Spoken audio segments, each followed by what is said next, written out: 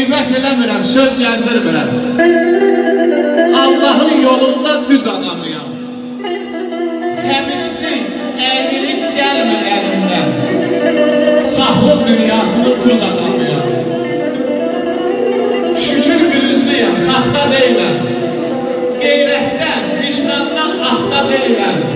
Ay, qar qoran deyiləm, şaxta deyiləm. Bahar təravətli yaz adamıyam. Tanrıdır cismimi nəzər xarratı. Bəllidir əslimi, nəslimin zatı. Dədəmiz Qorqudun əsl evladı. Ay bərim, qofuz adamıyam, saz adamıyam.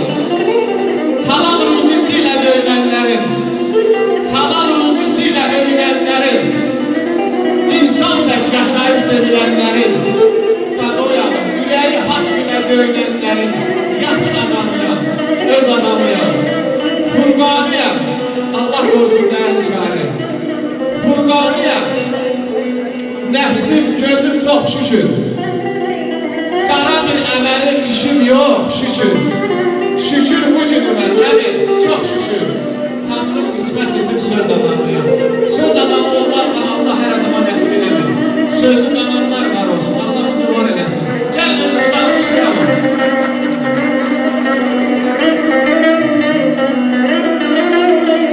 Şirini almışlayalım, maşallah, fəhrimiz Allah qorusun. Varlarından malsınlar.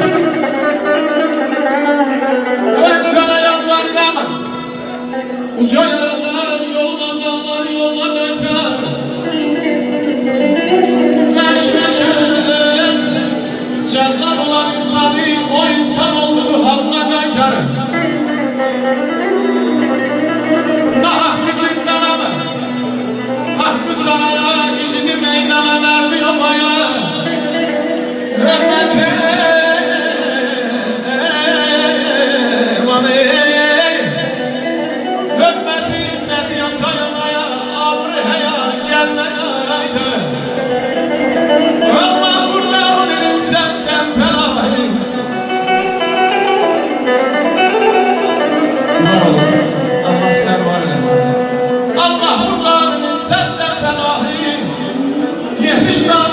Şahlar şahı